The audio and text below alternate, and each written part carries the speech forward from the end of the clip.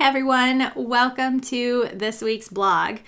This week we are going to have a discussion around how to rethink our schedule and how we are basically structuring our days in order to create less stress and increase our productivity.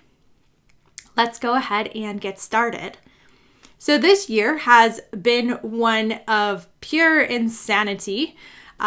Lots of different things going on in the world, most notably that the world has basically shut down and everyone has had to go into isolation. Now, being someone who has worked remotely for most of their life, in terms of the way that I do my work, it really hasn't changed at all.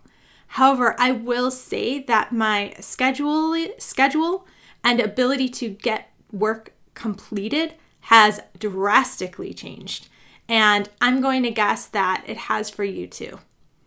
In this video, I'm going to walk through 3 strategies that I've been using that have really helped me rearrange my schedule and my workday so that I can continue to be productive and spend time with my family and keep the stress down as much as possible.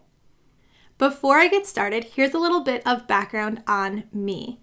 I have been an entrepreneur for most of my life. I did work in corporate America for about 10 years, and over the past few years, I've really been growing and developing my own business.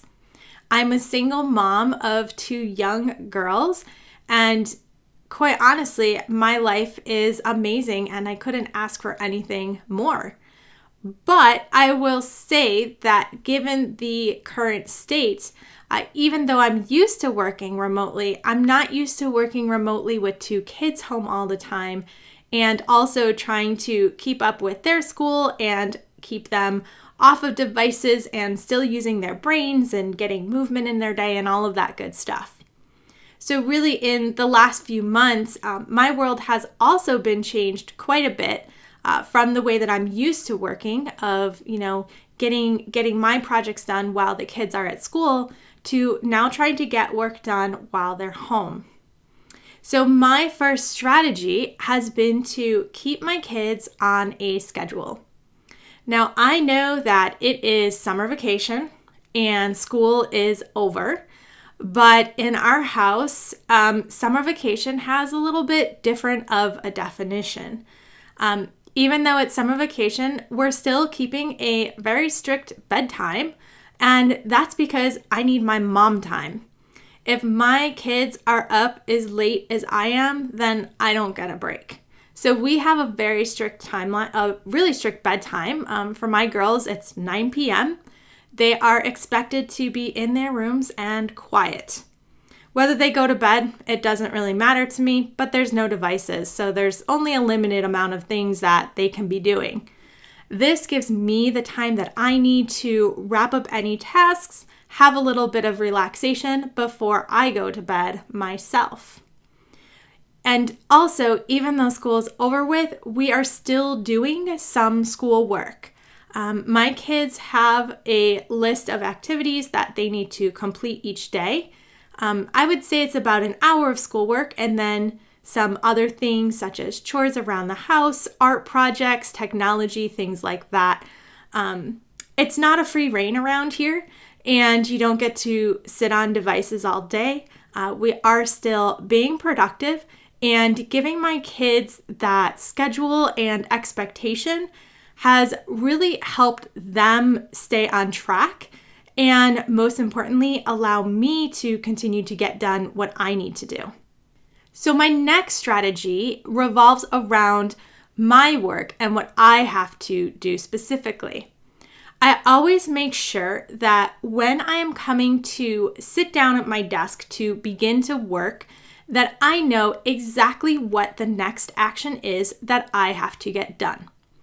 In general, I do a weekly review where every Friday I plan out my projects, I schedule in when I'm going to complete work for the following week, and I get everything organized. Then each day, at the end of the day, I go through my list of what I will be completing the next day. I make sure that when I sit down at my desk, that all I have to do is look at my notebook and I know exactly what I'm going to be working on. I'm not floundering around trying to figure out what I should be doing next, or checking emails, or browsing Facebook. I know exactly what I have to do. So that way, when I do have the opportunity to put in 60 to 90 minutes, which is typically my sprint time, I have an exact plan of sit down and get to work on this task. This has helped tremendously. I feel less anxiety about knowing if I'm going to have time to get everything done, if I'm going to be doing it correctly. It's really allowed me to schedule my days and then also set the expectation with my kids of what I have to do.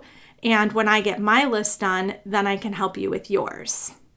My last strategy for getting through some of the challenging times that we have had is to make movement a priority. And this is completely unrelated to work, but very much so related to our own health and well-being and our family. In our family, we have just made movement so much of a priority, more than ever before. What this looks like for us is that every morning at 8:30 a.m., we take our puppy for a walk as a family. And I'll be honest, I am just enjoying this so much. When my girls were in school, we didn't have the opportunity to go for a morning walk. And now it's just expected. Everyone's up, they're dressed, they're ready. And believe me, our dog knows exactly when it's time to go for the morning walk. We are all really just enjoying the time together. Then we've also made a lunchtime break a priority. So around the lunchtime hour, usually this is when we will go for our bike ride. Sometimes we also do that in the evening. Sometimes it's also another dog walk or, anything. But something to get us up and out of the house again. So that way we're not sitting in the same space. And then finally, we have our evening activity. This is usually playing outside, maybe walking the dog a second or a third time, maybe hopping back on bikes, whatever it is we're doing, but we're making sure we get outside again for a third time each day to just make sure that we're getting that fresh air, that we're leaving the house. And to be honest, it just feels so good when you're sitting in front of a computer and working. And I know that a lot of us are spending more time in front of the computer because it's taking us longer to get our work done with everybody home. So by taking these breaks, it's giving you time to bond with and talk with your family, getting in some extra exercise and stress relief. And it's just been such a great thing to be able to take these different breaks. So these are my 3 strategies that we've been using in our house to help us get through some of this social distancing and isolation and quarantine, and really just making that change in the way that we are used to doing things to helping create a new way of managing our lives and staying healthy and getting our work done.